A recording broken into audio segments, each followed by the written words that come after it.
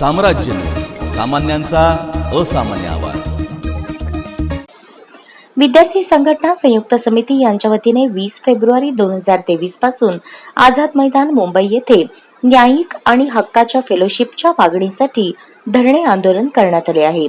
बार्टीच्या 861 संशोधक विद्यार्थ्यांना सरसकट फेलोशिप मिळाली पाहिजे, तर तसेच संशोधनासाठी 2021 मध्ये प्रवेश घेतलेल्या अनुसूचित जातीतील संशोधक विद्यार्थ्यांना फेलोशिप पासून वंचित ठेवून संशोधनाची शिक्षणाची संधी शासन अथवा प्रशासन यांच्याकडून अद्यापही मिळाली नाही, असा आरोप महाराष्ट्रातील विविध ठिकाणाहून आलेल्या विद्यार्थ्यांनी केला। 47 दिवस या ठिकाणी महाराष्ट्रातल्या संपूर्ण कानाकोपऱ्यातील संशोधक विद्यार्थी, अनुसूचित जातीतील आंबेडकरी समाजातील संशोधक विद्यार्थी मुंबई येथील आझाद मैदानावर 47 दिवसापासून बेमुदत धरणे आंदोलनासाठी बसलेले आहेत। या महाराष्ट्रातील सरकारने इथे आमच्या मराठा समाजाच्या आणि ओबीसी समाजाच्या मित्रांना 2021 पासून 22ची सर्व फेलोशिप दिली, परंतु अनुसूचित जातीतील आंबेडकरी समाजाच्या मुलांना 2 वर्षापासून फेलोशिप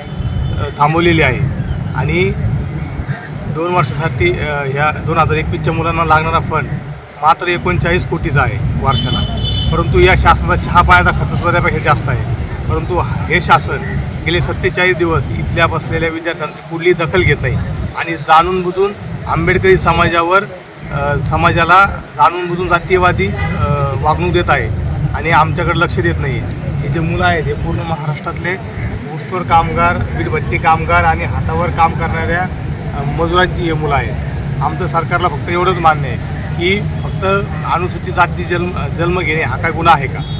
जर आम्हाला जर न्याय मिळत नसेल तर मग सामाजिक न्याय विभागाकडून आम्ही अपेक्षा काय करायची? माझं नाव सुरांजली महेश राजगुरू, मी 2021ची स्टुडंट आहे। फेलोशिपसाठी हा 47वा दिवस आहे की आम्ही आझाद मैदान इथे धरणे आंदोलन करत आहोत आणि महाराष्ट्रातल्या वेगवेगळ्या जिल्ह्यांमधून सगळे स्टुडंट आलेले आहोत। मी सोलापूर जिल्ह्यातून आलेली आहे, इकॉनॉमिक्स डिपार्टमेंट, आणि आम्ही जवळजवळ 861 विद्यार्थ्यांनी यासाठी अप्लाय केलेला आहे, पण सरकार 200 जणांनाच द्यायचं असं म्हणतं आहे। आम्ही 47 दिवस झालं सगळ्या मुलीसुद्धा इथे आहोत। आम्हाला राहायची व्यवस्था नाही आहे, खाण्यापिण्याची व्यवस्था नाही आहे। बुद्धभूमी फाउंडेशन यांनी थोडीफार सोय केलेली आहे, विद्यार्थी तिथं राहतात आणि आम्ही बाहेरून आलेले असल्यामुळे मुंबईतल्या प्रवासाची आम्हाला सवय नाही आहे। लोकलमधून जाण्या येण्यात आमचा 1.5 तास जातो आहे आणि या धावपळीमध्ये 8 दिवसापूर्वी आमच्यातला एक स्टुडंट पडला, त्याच्या हाताला फ्रॅक्चर झालं आहे आणि आजच एक मुलगी पडली। सरकारला कधी जाग येणार आहे? जेव्हा काहीतरी दुखापत झाली आणि मेजर काहीतरी झालं तरच सरकार जागं होणार आहे का?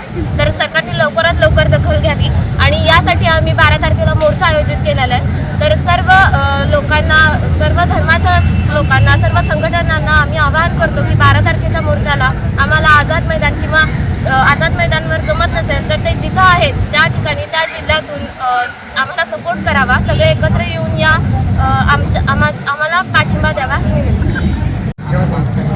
जय भीम। माझं नाव माधुरी संजय तायडे, मी प्रॉपर भुसावळवरून आलेली आहे। गेल्या 47 दिवसापासून आझाद मैदान येथे आंदोलनाला बसलेले आहे। तरी माझं एक आंबेडकरी चळवळीतील जे आंबेडकरी नेते आहे त्यांना माझं एक आव्हान आहे की येणाऱ्या 12 तारखेला जन आक्रोश मोर्चा आझाद मैदान येथे करण्याचे एक सुचवलेले आहे। तरी सर्वांनी या आंदोलनाला मोठ्यात मोठ्या संख्येने यावे आणि जे या आंदोलनामध्ये सहभाग पोहोचू शकत नाही त्यांनी ते ज्या ठिकाणी असतील त्या ठिकाणी आंदोलनाला मोठ्या संख्येने उपस्थित राहावे, कारण त्यांनी त्या ठिकाणीतील एक कलेक्टर ऑफिस, तहसील ऑफिस या ठिकाणी मोठ्या संख्येने आंदोलन करावे। कारण की तुम्हाला एक असं सांगू इच्छिते की आम्ही पण किती दिवस बसावे? आम्ही हे फक्त आमच्या स्वतःकरता न बसता आम्ही येणाऱ्या पिढीकरता लढा देत आहे। तर मित्रांनो, आम्ही या ठिकाणी कशा परिस्थितीमध्ये जगत आहे, कशा परिस्थितीमध्ये राहत आहे हे फक्त आम्हालाच माहीत आहे। आम्ही ज्या वेळेस आम्ही कल्याण ते CST अपडाऊन करतो त्या ठिकाणी आमच्या बऱ्याच विद्यार्थ्यांना हा प्रवास सुटेबल होत नाही आहे, कारण की आम्ही हे वेगवेगळ्या ठिकाणावरून आलेले विद्यार्थी आहे। तर आज येतानाच आमची एक विद्यार्थिनी कल्याण ते CST प्रवास करत असताना ती त्या ठिकाणी पडली, तर तिला सुदैवाने काही लोकांनी ट्रेनमध्ये म्हणजे ती पडली तर तिला सुदैवाने लोकांनी वाचवलेलं आहे। तर मग असंच जर घडत राहिलं तर जेव्हा आमचा जीव जाणार आहे तेव्हा या सरकारला जाग येणार आहे का? तर या सरकारला जाग येत नाही आहे, म्हणून आंबेडकरी चळवळीतील लोकांनी आता या आंदोलनाला सपोर्ट करावा आणि मोठ्यात मोठ्या संख्येने या 12 तारखेच्या आंदोलनामध्ये सहभाग घ्यावा. जय भीम.